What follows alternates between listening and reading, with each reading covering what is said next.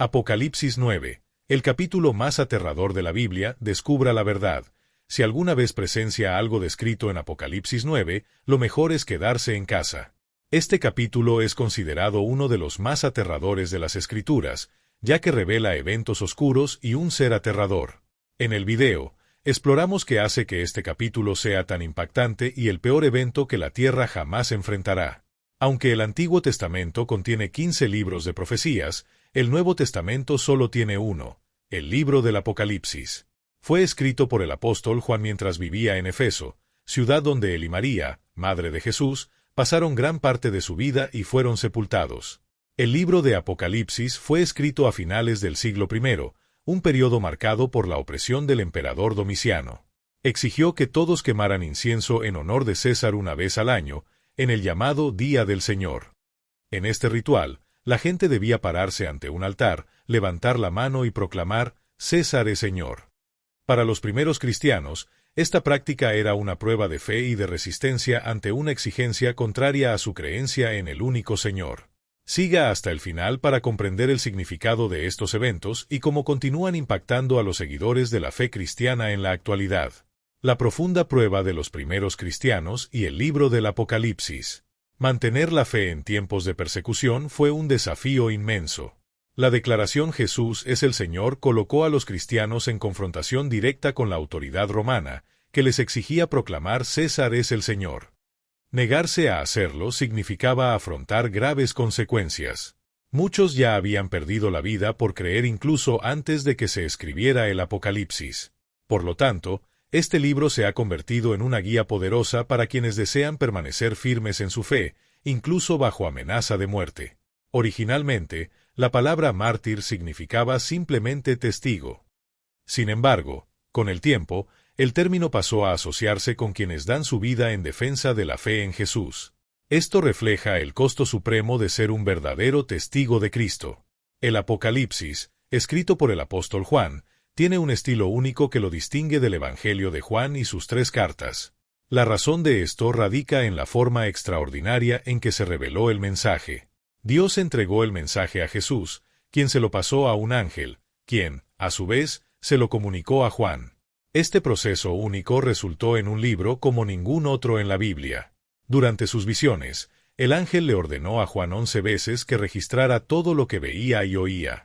Algunas escenas eran tan impresionantes que había que recordarle constantemente que documentara los detalles. En sus visiones, Juan fue llevado al cielo, donde escuchó voces celestiales y coros que glorificaban a Dios. Él escribió fielmente estas revelaciones para las iglesias.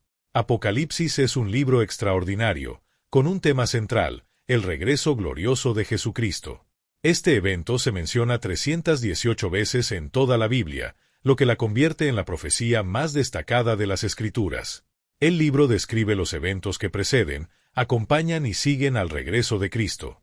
Es en él donde encontramos las poderosas visiones de las trompetas y el desenlace de la historia de la humanidad, que apunta a la victoria final del Señor. Simbología en el Apocalipsis, entender lo complejo a través de lo simple. El libro del Apocalipsis está lleno de imágenes, figuras y símbolos que ayudan a ilustrar conceptos profundos y muchas veces difíciles de entender. Estos símbolos no están ahí para confundir, sino para aclarar el mensaje. Sin embargo, algunas personas encuentran estos elementos desafiantes y optan por ignorarlos, lo que puede llevar a perder lecciones importantes. Para comprenderlo mejor, podemos dividir estos símbolos en 4 categorías principales. 1. Símbolos fáciles de interpretar. Algunos símbolos son intuitivos y fáciles de entender. Por ejemplo, el dragón o la serpiente representa al diablo, el lago de fuego simboliza el infierno y el gran trono blanco está asociado con el juicio de Dios. 2. Símbolos explicados en el texto mismo. Otros símbolos tienen sus significados descritos en el contexto inmediato. Las estrellas representan ángeles, los candelabros simbolizan iglesias y elementos como sellos, trompetas y copas indican desastres. El incienso se describe como oraciones que ascienden al cielo, mientras que los 10 cuernos se refieren a reyes. 3. Símbolos presentes en otras partes de la Biblia. Muchos símbolos del Apocalipsis también aparecen en el Antiguo Testamento. Los ejemplos incluyen el árbol de la vida, el arco iris, la estrella de la mañana, la vara de hierro y las bestias salvajes que representan gobiernos opresivos. En este caso, es seguro asumir que estos símbolos conservan el mismo significado. 4. Símbolos de significado ambiguo. Algunos símbolos siguen siendo misteriosos, como la piedra blanca. Hay diferentes interpretaciones de lo que puede significar: inocencia, aprobación o símbolo de grandeza. Quizás el verdadero significado solo se revele cuando lo recibamos. Los números también tienen un fuerte simbolismo en el Apocalipsis, siendo el número 7 especialmente recurrente. Aparece en contextos como estrellas, candelabros, lámparas, sellos, trompetas y copas. Las 7 trompetas y los juicios de Dios. Las 7 trompetas, mencionadas en Apocalipsis 8, 6-19 y 11, 15-19, aparecen como parte del juicio de Dios, desencadenado por la apertura del séptimo sello, Apocalipsis 8, 1-5. Estos eventos ocurren durante el periodo de la tribulación en tiempos recientes. La primera trompeta. Cuando el primer ángel toca su trompeta, cae sobre la tierra granizo y fuego mezclado con sangre, destruyendo la tercera parte de los árboles y quemando toda la hierba verde. Apocalipsis 8:7. Este evento se refiere al séptimo desastre ocurrido en Egipto. La segunda trompeta. Cuando suena la segunda trompeta, un objeto grande parecido a una montaña en llamas es arrojado al mar, trayendo consigo consecuencias devastadoras. Estos juicios anuncian la gravedad del periodo final, invitando a todos a reflexionar sobre su fe y su preparación para el regreso de Cristo. Al sonido de la segunda trompeta, algo parecido a una montaña gigante en llamas es arrojado al mar. Apocalipsis 8:8. El impacto es devastador. Un tercio del mar se convierte en sangre, un tercio de las criaturas marinas mueren y un tercio de los barcos quedan destruidos. Este desastre recuerda el primer juicio en Egipto, registrado en el libro del Éxodo. La tercera trompeta. El juicio de la tercera trompeta trae consecuencias similares, pero esta vez afecta las fuentes de agua dulce del mundo, como lagos y ríos, en lugar de los mares. La cuarta trompeta. La cuarta trompeta provoca cambios dramáticos en los cielos. Un tercio del sol, la luna y las estrellas son impactados, lo que provoca una reducción de la luz, dejando un tercio de ellos en completa oscuridad. Después de este suceso, Juan relata un mensaje de advertencia de un águila que vuela por el cielo, proclamando en alta voz: ¡Ay, ay, ay de los habitantes de la tierra, por las voces de las trompetas de los 3 ángeles que están aún por sonar! Apocalipsis 8:13. Estos próximos juicios se conocen como los 3 ayes, y simbolizan intensos horrores por venir. La quinta trompeta y el primer ay. Cuando el quinto ángel toca la trompeta, Juan describe una visión de una estrella que cae del cielo a la tierra, a la que se le da la llave del abismo. Apocalipsis 9:1. Este evento marca el comienzo del primer ay. La estrella caída no es un cuerpo celeste literal, sino más bien una figura que representa a una persona o entidad. El texto utiliza el pronombre él, indicando que es un ser consciente. La expresión caído sugiere que esta cifra ya había experimentado una caída anterior. ¿Quién es esta estrella? Existen varias interpretaciones sobre la identidad de esta estrella. Algunas teorías apuntan a Nerón, un ángel caído, un espíritu maligno, Satanás, un ángel bueno o incluso Jesús. Sin embargo, el contexto más probable identifica a esta estrella como un ángel. La pregunta sigue siendo: ¿este ángel es bueno o malo? Los acontecimientos descritos en el Apocalipsis están estructurados en ciclos de 7, los sellos, las trompetas y, más tarde, las copas. Las primeras 4 trompetas se centran en la destrucción de la tierra, daños a las plantas, los océanos, los ríos y el cielo. En contraste, las últimas 3 trompetas traen horrores relacionados con entidades demoníacas y un juicio más directo sobre la humanidad. A medida que avanzamos en los relatos de las trompetas, queda claro que el Apocalipsis no solo narra catástrofes, sino que también presenta advertencias solemnes para que la humanidad reflexione sobre sus decisiones y se vuelva a Dios antes del regreso final de Cristo. El ángel del abismo y el juicio de Dios en Apocalipsis. La identidad del ángel mencionado en Apocalipsis 9:1 y su relación con el ángel del abismo en Apocalipsis 9:11 generan debate. Si son iguales, es probable que se trate de un ángel maligno, tal vez Satanás. Sin embargo, si son diferentes, El ángel de Apocalipsis 9:1 puede ser uno enviado por Dios encargado de abrir el abismo para cumplir el juicio divino. La descripción de la estrella caída lleva a muchos a interpretarla como Satanás o un ángel maligno de alto rango. Sin embargo, el hecho de que este ángel recibiera la llave del abismo sugiere otra posibilidad. La Biblia no describe a Satanás como el gobernante del infierno, sino como alguien que será encarcelado allí. La entrega de la llave simboliza un acto autorizado por Dios, con un propósito específico para avanzar en su plan. El pozo sin fondo, ubicación y significado. El pozo sin fondo se describe como una prisión para ciertos demonios, también conocido como el pozo sin fondo.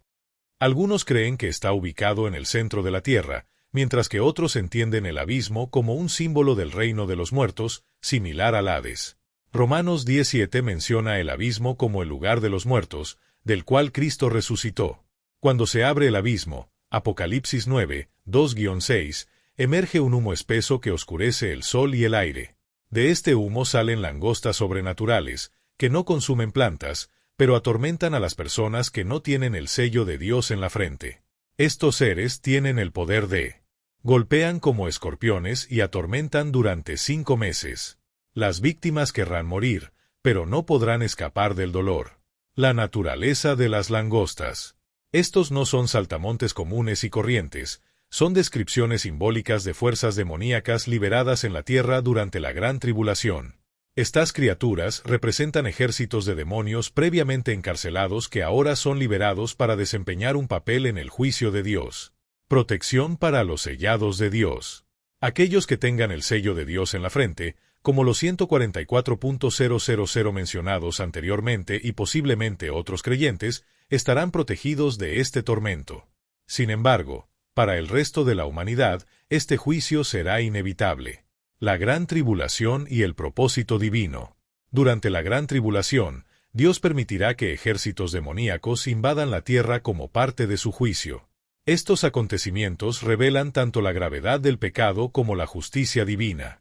Si bien son aterradores, estos pasajes también reafirman que Dios mantiene el control absoluto, utilizando incluso fuerzas demoníacas para lograr sus propósitos soberanos. Los 144.000 en el Apocalipsis. ¿Quiénes son y cuál es su papel? El libro de Apocalipsis menciona un grupo específico de 144.000 personas en 3 ocasiones. En Apocalipsis 7:4 leemos, y oí el número de los sellados, 144.000, sellados de todas las tribus de los hijos de Israel. ¿Pero quiénes son? ¿Ya están entre nosotros? ¿Podríamos ser uno de ellos? Estos 144.000 son descritos como personas selladas, protegidas de juicios futuros. El término sellado en el Nuevo Testamento deriva de una palabra griega que significa marcar con un sello privado. Estos individuos reciben esta marca divina como protección especial en un tiempo descrito por Jesús como una gran tribulación sin precedentes, Mateo 24:21. Dios tiene un plan definido para cada momento de la historia, y el objetivo final es llevar a las personas al arrepentimiento, como se señala en Apocalipsis 9, 20-21. Sin embargo, para muchos, este será un momento de intenso sufrimiento. Durante este periodo, la gente querrá morir, pero se les negará la muerte, prolongando un sufrimiento indescriptible. El enjambre de langostas demoníacas. Apocalipsis 9, 7-10 presenta una descripción aterradora de seres demoníacos simbolizados por langostas. Tienen una apariencia aterradora. Cuerpos como caballos preparados para la batalla. Coronas como de oro sobre sus cabezas. Rostros humanos y cabello similar al de las mujeres. Dientes como leones y corazas de hierro. Cola de escorpión con aguijón, capaz de herir durante 5 meses. Estas criaturas no son saltamontes literales, sino que representan espíritus malignos a quienes se les han dado sus propios cuerpos, grotescamente apropiados a su naturaleza. El uso repetido de símiles como caballos o como dientes de león sugiere que esta descripción es más simbólica que literal. ¿Por qué Dios las llama langostas? En el Antiguo Testamento, las langostas a menudo simbolizan instrumentos del juicio divino, como en Éxodo 10, 4-14 y Amós 4:9. La asociación aquí es clara. Estos seres demoníacos son mensajeros del juicio de Dios. Interpretaciones modernas. Algunos sugieren que estas langostas podrían representar tecnologías humanas, como helicópteros armados o fuerzas gubernamentales globales utilizadas por el anticristo. Sin embargo, estas ideas no explican completamente la descripción presentada. La interpretación más coherente es que simbolizan demonios liberados durante la tribulación, trayendo tormento a la humanidad. Protección para los sellados. Los 144.000 sellados, junto con los que llevan la marca de Dios, serán protegidos de estos tormentos. Sin embargo, aquellos que no posean el sello se enfrentarán a este sufrimiento implacable. Conclusión. Los 144.000 representan un grupo especial elegido y sellado por Dios para cumplir un propósito divino en tiempos de tribulación. Mientras tanto, las langostas demoníacas simbolizan el juicio sobre quienes rechazan a Dios. Estas imágenes sirven como un poderoso recordatorio de la gravedad de los acontecimientos futuros y de la necesidad de buscar refugio en Dios mientras aún hay tiempo. Abadón, Apolión y el juicio final, el papel del mal en el plan divino. Justo antes del fin del mundo, el mal enfrentará un periodo de severo sufrimiento demoníaco, un evento sin precedentes en la historia. Aunque los detalles exactos no están claros hasta que sean revelados, sabemos que Abadón, también llamado Apolión, será el líder de este periodo de tormento. Ambos nombres significan destructor, Abadón en hebreo y Apolión en griego, lo que indica su misión de traer destrucción y tormento. El papel de Abadón y el pozo del abismo. Abadón es presentado como un demonio subordinado a Satanás, a cargo del abismo, descrito como un lugar de prisión para los espíritus malignos. Este abismo, mencionado en Apocalipsis 9:11, también está asociado con el reino de los muertos, similar al Hades en el Nuevo Testamento y referencias del Antiguo Testamento como Job 31 horas y 12 minutos. Aunque el pozo es generalmente visto como un lugar de confinamiento, durante el juicio de Dios será temporalmente. Y se abrió, permitiendo que hordas demoníacas lideradas por Abadón invadieran la tierra. Juan, en Apocalipsis, une las tradiciones hebrea y griega al referirse a Abadón y Apolión, conectando las narrativas espirituales y políticas de la época. Las langostas demoníacas y su propósito. Las langostas descritas en Apocalipsis 9 no son criaturas comunes y corrientes.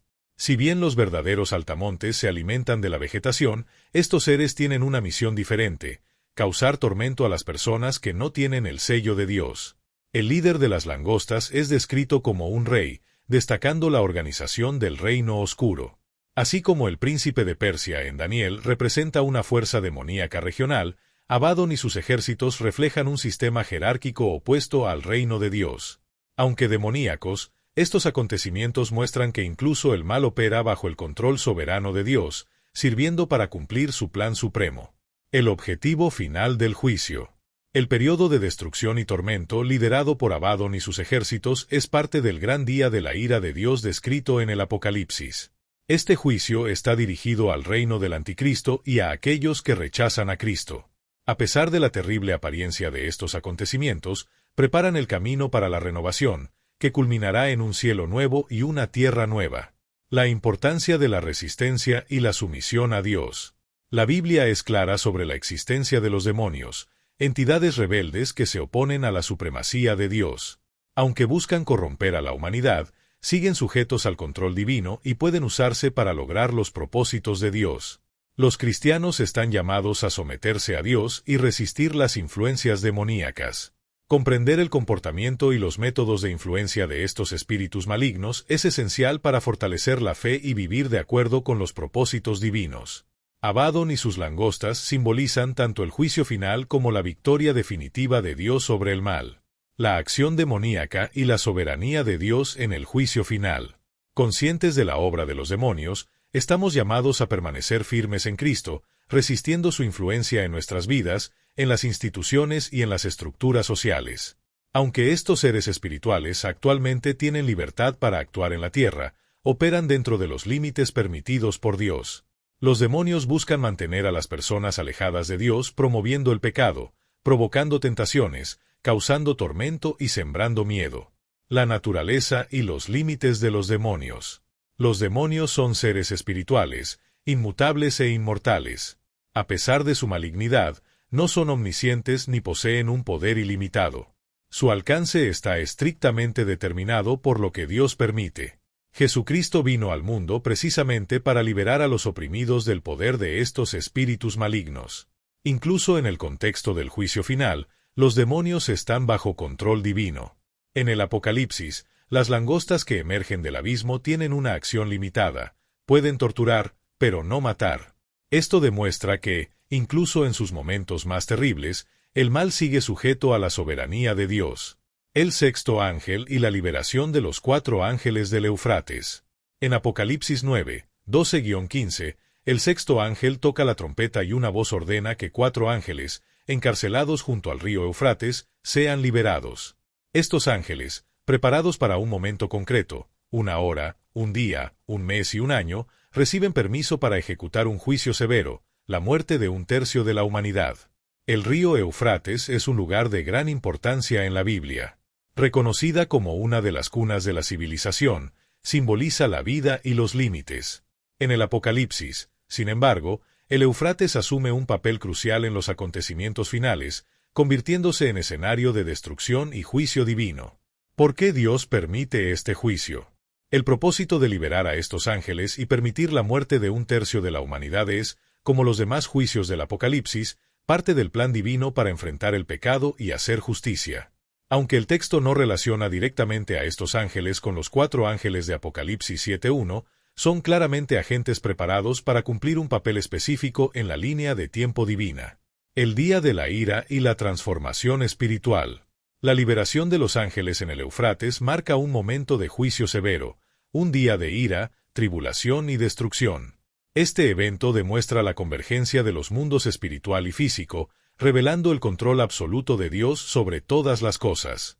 Es una ocasión en la que Dios interviene directamente en la historia, alterando drásticamente la realidad tal como la conocemos. Esta sentencia, aunque aterradora, apunta a: alaba la santidad y la justicia de Dios, recordando a la humanidad la gravedad del pecado y la necesidad del arrepentimiento. A medida que el mundo se acerca a su fin, queda claro que todos los acontecimientos, por terribles que parezcan, están subordinados al propósito soberano de Dios. Los 4 ángeles del Eufrates y el ejército de caballeros, instrumentos del juicio divino. El pasaje del Apocalipsis que describe la liberación de los 4 ángeles en el río Eufrates sugiere que pueden ser ángeles malignos. Sin embargo, su naturaleza exacta no se aclara explícitamente. Lo cierto es que, independientemente de que sean buenos o malos, son utilizados como instrumentos para cumplir el propósito divino. A diferencia de las langostas demoníacas que se limitaban a atormentar a los humanos y matarlos, a estos 4 ángeles se les permite causar una destrucción a gran escala, acabando con 1/3 de la humanidad. Sin embargo, solo entran en acción en el momento exacto determinado por Dios y su alcance se limita a un grupo específico. Esto demuestra que incluso juicios tan severos están subordinados a la soberanía de Dios y sirven a sus propósitos. El propósito del juicio divino. Los juicios divinos, como se muestra en el Apocalipsis, se utilizan a menudo para llamar la atención de la humanidad sobre la gravedad del pecado y la necesidad del arrepentimiento. A pesar de la destrucción, muchos no se arrepienten de sus pecados, como se destaca en Apocalipsis 9, 20-21. Esto muestra la dureza del corazón humano y el continuo rechazo de Dios, incluso frente a una evidencia clara de su justicia. El ejército de 200 millones de caballeros. La visión continúa con la descripción de un ejército de 200 millones de jinetes, Apocalipsis 9, 16-19. Estos caballeros se describen de forma aterradora. Corazas de fuego, jacinto y azufre. Caballos con cabezas de leones. Fuego, humo y azufre saliendo de sus bocas. Colas como serpientes con cabeza, utilizadas para causar daño.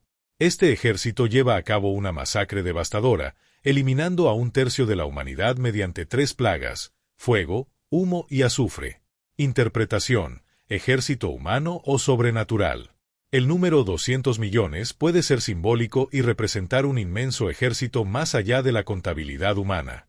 Si es literal, es más grande que cualquier ejército jamás reunido en la historia.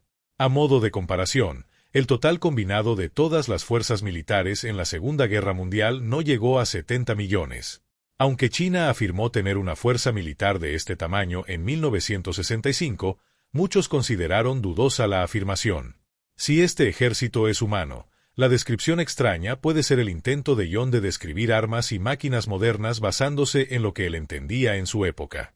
Sin embargo, muchos interpretan que se trata de un ejército sobrenatural, compuesto por entidades demoníacas, dado el lenguaje simbólico y la conexión con los acontecimientos espirituales del Apocalipsis. El mensaje central. Independientemente de si es humano o demoníaco, el ejército es un instrumento del juicio de Dios, que demuestra la gravedad del pecado y el poder de Dios para enfrentar el mal en el mundo. La narración destaca la urgente necesidad de arrepentimiento y reconciliación con Dios, ya que los acontecimientos finales traerán consecuencias nefastas para quienes persistan en rechazarlo. Aunque aterradoras, estas descripciones refuerzan la soberanía de Dios y su intención de juzgar la tierra con justicia, trayendo en última instancia redención y renovación a quienes se vuelven a Él. El ejército demoníaco y el sello de Dios en el Apocalipsis. Quizás sea más prudente interpretar el ejército de 200 millones mencionado en el Apocalipsis como una fuerza literal, pero de origen demoníaco, que invade la tierra. Esta interpretación sigue el patrón establecido al comienzo del capítulo, donde se describe un ejército de langostas demoníacas. La reacción de la humanidad al juicio divino. En Apocalipsis 9, 20-21, vemos que, a pesar de las plagas y los juicios, el resto de la humanidad que sobrevive no se arrepiente de sus pecados. La gente continúa adorando demonios e ídolos hechos de oro, plata, bronce, piedra y madera, objetos inanimados que no pueden ver, oír ni caminar. Incluso ante acontecimientos tan catastróficos y señales claras de intervención divina, no hubo ningún cambio en su comportamiento. Persisten en asesinatos, brujería, vinculada al consumo de drogas, inmoralidad sexual y robo. Esta falta de arrepentimiento refleja un patrón humano recurrente, olvidar rápidamente las lecciones que Dios intenta enseñar, incluso mediante juicios duros. Al igual que en los tiempos bíblicos, nuestra sociedad moderna sigue marcada por prácticas que reflejan esta lista de transgresiones, como la violencia, el abuso y la corrupción. El sello de Dios, protección espiritual en tiempos de juicio. En el libro de Apocalipsis, la idea del sello de Dios aparece como una marca espiritual que identifica y protege a los verdaderos seguidores de Dios durante tiempos de gran tribulación. Este sello no es una marca física, sino un símbolo de conexión espiritual y protección divina. En la antigüedad, sí, se utilizaban para autenticar documentos importantes, asegurando que solo la persona autorizada pudiera abrirlos. Asimismo, el sello de Dios en el Apocalipsis representa autoridad, autenticidad y la seguridad de que aquellos sellados le pertenecen a Él. Significado espiritual del sello. El sello de Dios es más que una marca de protección, es una declaración de pertenencia y lealtad. Durante los tumultuosos acontecimientos descritos en el Apocalipsis, simboliza la promesa de protección de Dios para aquellos que permanecen leales a Dios. Este concepto de sellado también aparece en Efesios 1, 13-14, donde se dice que aquellos que escuchan y creen en el Evangelio son sellados con el Espíritu Santo como garantía de la herencia prometida. Una promesa de seguridad en medio del caos. El sello de Dios nos recuerda que, incluso en los momentos más difíciles, Él reconoce y protege a los suyos. Esta marca espiritual refuerza que, en medio del caos y la adversidad, los fieles pueden confiar en la promesa de la seguridad divina. No es solo una señal de autoridad, sino también un testimonio de la relación entre Dios y sus seguidores, indicando que Él se preocupa por aquellos que se entregan a Él. Este sello es una representación de fe, protección y compromiso divino, reafirmando la importancia de permanecer fieles y leales a Dios, incluso en los tiempos más difíciles. El sello de Dios y los 144.000 en Apocalipsis. En Efesios 1, 13-14 leemos, en él también vosotros, cuando oísteis la palabra de verdad, el Evangelio de la salvación, y creísteis, fuisteis sellados con el Espíritu Santo prometido, el cual es garantía de nuestra herencia hasta la redención. De los que son de Dios, para alabanza de su gloria. Aquí el sello se presenta como el Espíritu Santo, dado a los creyentes como prueba de su salvación y promesa de herencia eterna.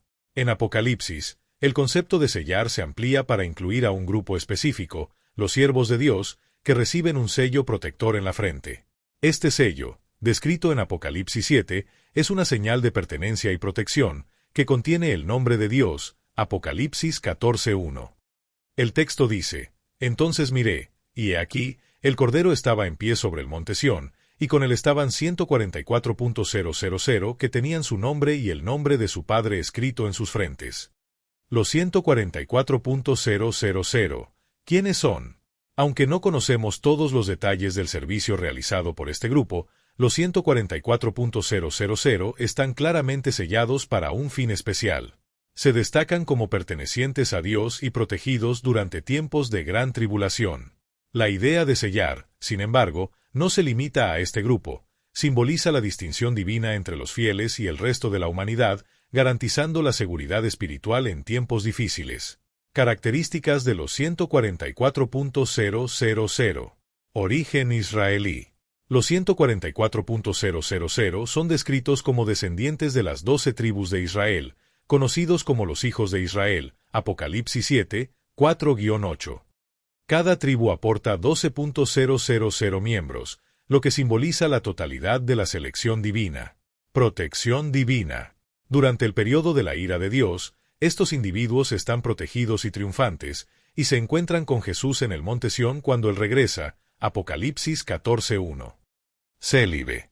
En Apocalipsis 14:4, se dice que no se contaminaron con mujeres y se las describe como vírgenes.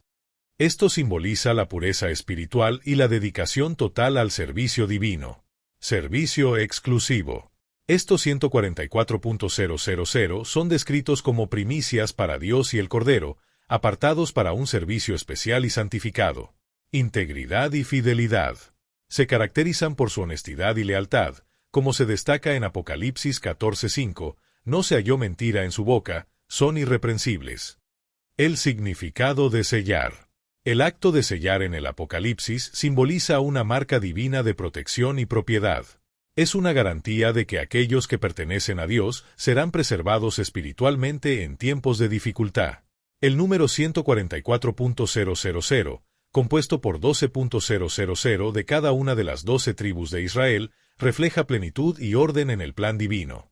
Perspectiva sobre los 144.000. Aunque algunos grupos religiosos afirman ser los 144.000, el contexto del Apocalipsis parece describir a este grupo como distinto de toda la Iglesia. Se presentan como un grupo único y separado, y su papel está directamente relacionado con el plan de Dios durante el periodo de la tribulación.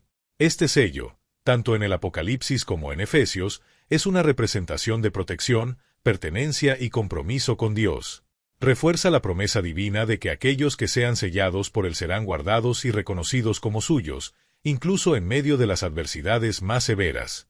El significado de los 144.000 y el contraste entre el sello de Dios y la marca de la bestia. El número 144.000, mencionado en el Apocalipsis, conlleva un profundo simbolismo basado en la numerología bíblica. El número 12 a menudo representa la autoridad divina, la plenitud y el gobierno perfecto. Cuando multiplicamos las 12 tribus por 12.000 miembros de cada tribu, obtenemos una imagen magnificada de la plenitud y la totalidad de la elección divina. El sellamiento de los 144.000 sirve como señal de Dios y de la soberanía de Dios. La capacidad de proteger a aquellos que eligió, incluso en medio del caos y la destrucción. Para los creyentes, esta noción trae consuelo, ya que refuerza la promesa de la protección divina y la importancia de permanecer fieles a Dios. El contraste entre el sello de Dios y la marca de la bestia. En el libro del Apocalipsis, el sello de Dios y la marca de la bestia simbolizan una clara división entre el bien y el mal, y entre el poder de Dios y las fuerzas opuestas. El sello de Dios. Descrito en Apocalipsis 7, 2-3, el sello de Dios es una marca de protección divina y propiedad espiritual. Este sello no es físico, pero representa un compromiso profundo y personal con Dios y sus enseñanzas. Aquellos que llevan el sello de Dios son identificados como sus fieles seguidores y reciben protección espiritual en tiempos de juicio y prueba. Este sello refleja una vida vivida según principios divinos y es un símbolo de elección y fidelidad a Dios. La marca de la bestia. En contraste, la marca de la bestia, mencionada en Apocalipsis 13, 16-17, es un símbolo de lealtad a la bestia, una figura que se opone a Dios. Esta marca representa una elección deliberada de alejarse de Dios y seguir el poder del mundo, que a menudo es corrupto e inmoral. La marca de la bestia se describe como un signo colocado en la mano derecha o en la frente de las personas, indicando su sumisión y lealtad a la bestia. Este símbolo será fundamental para participar en la economía, ya que solo quienes posean la marca podrán comprar o vender. Según Apocalipsis 16:2 y 19:20, esta marca distingue a quienes adoran a la bestia, demostrando su adhesión a la idolatría y los sistemas corruptos que ésta representa. Implicaciones espirituales. Mientras que el sello de Dios refleja protección espiritual, pertenencia y lealtad a Él, la marca de la bestia simboliza la rebelión contra Dios y una alianza con el mal. El sello es testimonio de una vida dedicada a Dios, mientras que la marca de la bestia es señal de idolatría y sumisión a sistemas corruptos. El mensaje central de estos símbolos es un llamado a elegir, seguir a Dios, confiando en su protección y fidelidad, o ceder a las presiones y tentaciones del mundo, representado por la bestia. El contraste resalta la seriedad de las decisiones espirituales y la necesidad de vivir según las enseñanzas divinas, incluso en tiempos de prueba. El número 666 y la marca de la bestia, un símbolo de elección espiritual. Se entiende ampliamente que el número 666, mencionado en el Apocalipsis, es un nombre codificado que representa a un dictador o figura central en la rebelión contra Dios. Aunque se han hecho muchos intentos de descifrarlo, todos son esencialmente especulativos hasta que esta figura se revela claramente, momento en el que su identidad será inconfundible. El número, que no alcanza la perfección divina simbolizada por el número 7, refleja el fracaso y la imperfección de ese individuo en todos los aspectos. La marca de la bestia, simbólica o literal. En el idioma griego antiguo, la palabra usada para marca sugiere una señal, pero no necesariamente una marca física. Algunos interpretan esto como un símbolo espiritual o moral, que representa la sumisión a las fuerzas del mal.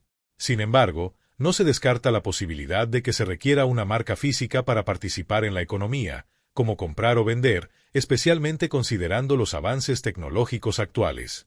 La tecnología moderna ya permite sistemas de identificación que podrían usarse para este propósito, lo que hace que esta idea sea práctica y viable. Imitación satánica del sello de Dios. Satanás, incapaz de crear, muchas veces imita lo que hace Dios. La marca de la bestia es vista como una parodia del sello de Dios sobre los fieles. Mientras que el sello de Dios representa protección espiritual y pertenencia a Él, la marca de la bestia simboliza el rechazo de Dios y la alianza con las fuerzas del mal. Aceptar esta marca no es solo un acto físico, sino una elección espiritual, que demuestra una vida en oposición a los valores divinos. El sello de Dios versus la marca de la bestia. Sello de Dios, una marca espiritual que denota fe, obediencia y protección divina. Representa la salvación eterna y la alineación con la voluntad de Dios. Marca de la bestia, un signo asociado con la conformidad con las fuerzas corruptas y mundanas. Puede interpretarse como un símbolo físico o visible, pero refleja un rechazo espiritual a Dios y sumisión al mal. El sello de Dios confiere seguridad e identidad divina en medio del caos, mientras que la marca de la bestia ofrece beneficios temporales a costa de la condenación eterna. El propósito del sello de Dios. El sello de Dios es señal de que alguien es elegido por Él, un acto de protección y distinción espiritual. Así como Dios protegió a los israelitas en Gosén durante las plagas en Egipto, protegerá a su pueblo durante los juicios descritos en el Apocalipsis. Este sello se menciona en Apocalipsis 7 en el contexto de la preservación de los 144.000, un grupo que desempeña un papel específico en el plan divino. ¿Qué significa esto para usted? La marca de la bestia y el sello de Dios no son solo signos externos, sino elecciones espirituales que revelan dónde reside tu lealtad, al poder, mundo corrupto o a la autoridad soberana de Dios. El mensaje central del Apocalipsis es un llamado a la fidelidad, incluso ante la adversidad.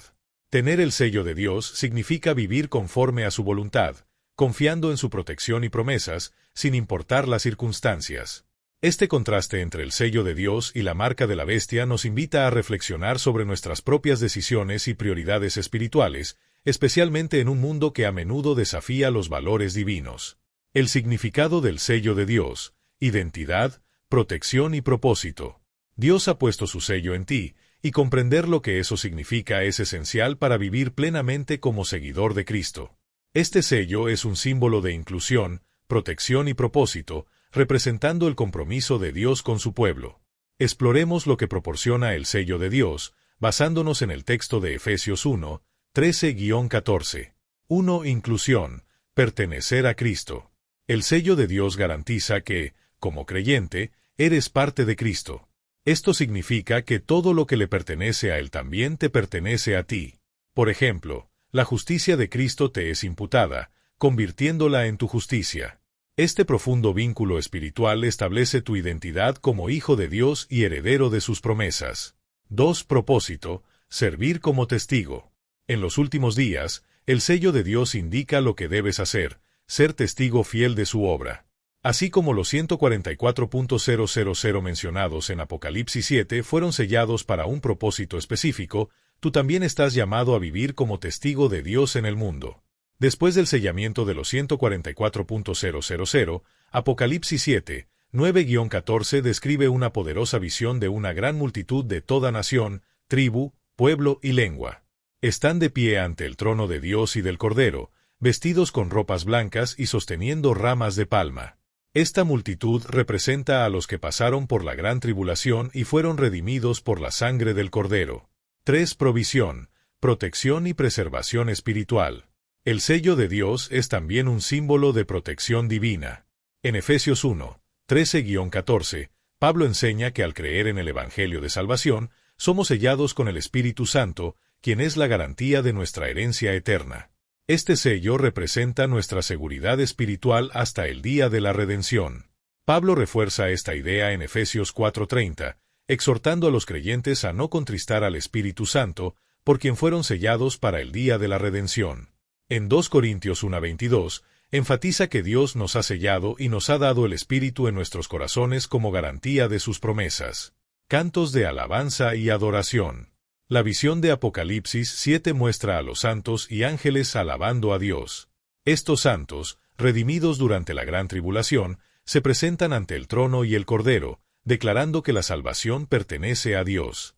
Alaban con cánticos de gloria, sabiduría, honor y poder, reconociendo el papel del Creador y Mediador. Asimismo, en nuestra adoración debemos considerarnos en la presencia especial de Dios, alabándolo con gratitud y reverencia. El sello del Espíritu Santo, marca de los cristianos genuinos. El sello de Dios es el Espíritu Santo, prometido por Cristo y dado a los creyentes como garantía de su herencia eterna. Romanos 8:14 dice, porque todos los que son guiados por el Espíritu de Dios son hijos de Dios. Aquellos que poseen el Espíritu Santo son marcados como cristianos genuinos y herederos de la vida eterna. El sello divino no es solo un signo de pertenencia, sino también una marca de propósito y protección espiritual. Reafirma que Dios está presente en nuestras vidas, guiándonos, protegiéndonos y garantizando nuestra salvación hasta el día final.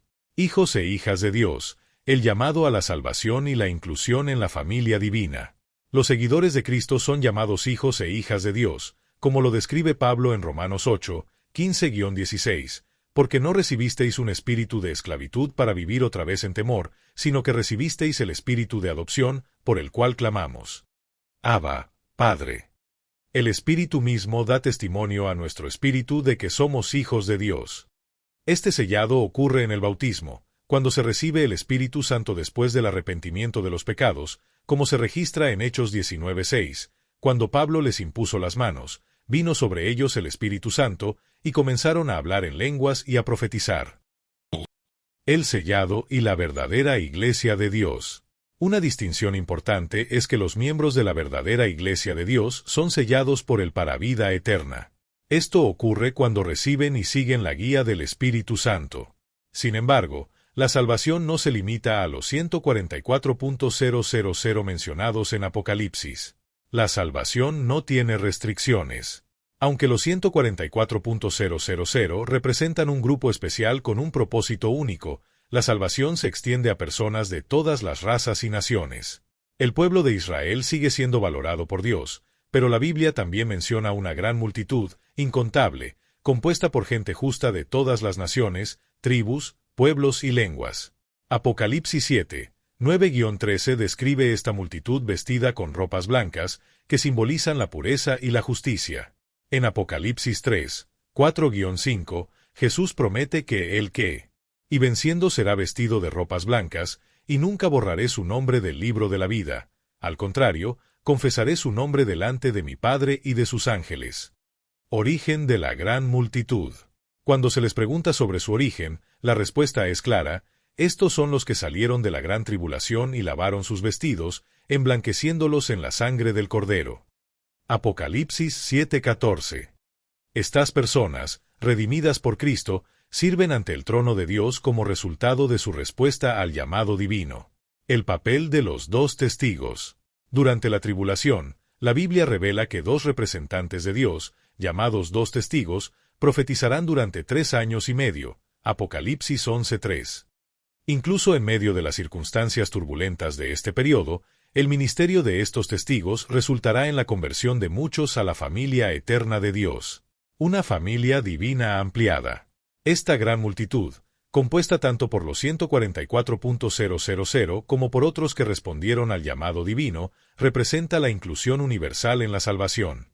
Todo aquel que, sin importar su origen, acepte el mensaje de Dios y viva según sus principios, se presentará ante el trono de Dios, sirviéndole y disfrutando de su presencia eternamente.